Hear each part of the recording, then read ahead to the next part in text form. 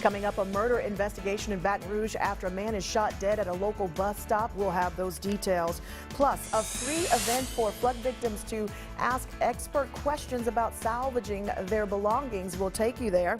And who's coming out on top? We'll take a look at the election polls after all the recent controversies.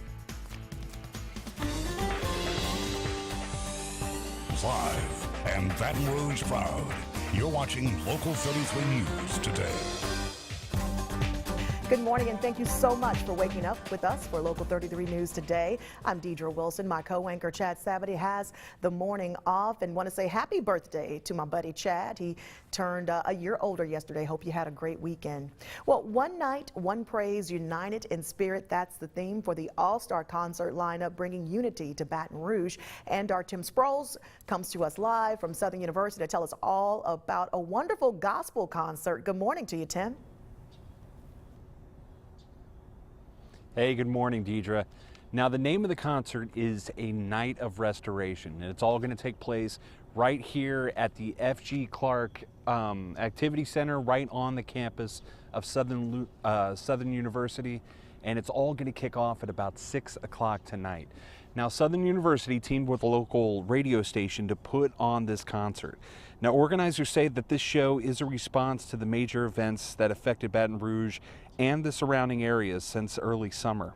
Now, that includes the shooting death of Alton Sterling, the killing of 3 law enforcement officers, and this historic flood that has left thousands of people displaced.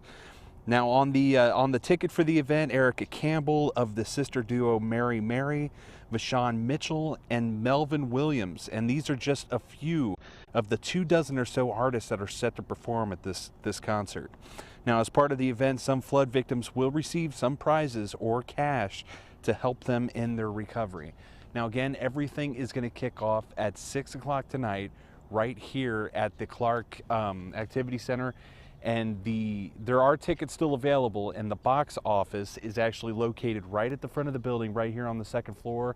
So get with them, check it out. This event sounds like it's going to be a lot of fun. Live from Southern University, Tim Sproles, Local 33 News. Back to you guys. All right, a lot of fun, some great restaurants, all for a good cause. Thanks, Tim. Authorities are investigating a deadly shooting that took place in North Baton Rouge. Police are looking for whoever is responsible for shooting a man to death at a bus stop yesterday morning. Investigators say it happened in the 3600 block of Plank Road around 8:30. 32-year-old Christopher Wheeler was found shot in the head.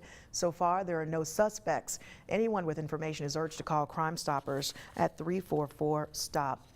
And over in Extension Parish, 2 men are behind bars following a shooting in Donaldsonville. The shooting happened near Oak and West 3rd Street Friday morning. Detectives learned 19-year-old Jared Jones allegedly shot at 32-year-old Marcus Walker. Walker then got his gun and returned fire. They both tried to get away when deputies arrived, but were eventually caught. Both are facing several charges, including second-degree murder. Thousands of people affected by the Great Flood of 2016 have water-damaged photos they don't want to part with. But as Local 33's Mary Muller has more info on how you can save those memories.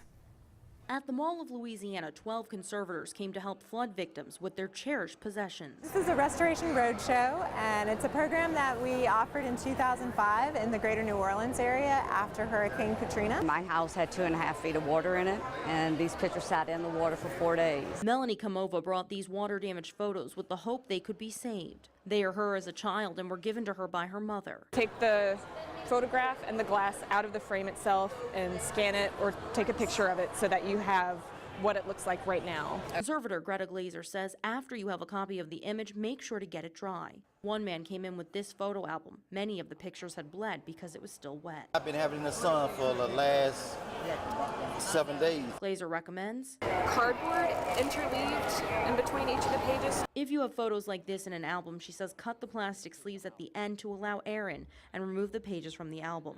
Once dry, you can try to separate photos gently from glass or plastic, but Glazer says you can always put them in your freezer and wait for a professional to help. Putting things in the freezer, especially if they've been wet for a long time, can help mitigate mold growth and can help keep them somewhat preserved until you can get them to a conservator. Kamova says the free advice helped because she learned her photos and frames could be restored. Don't throw them away. bring them somewhere, see if someone can take care of them for you. In Baton Rouge, Mary Muller, Local 33 News.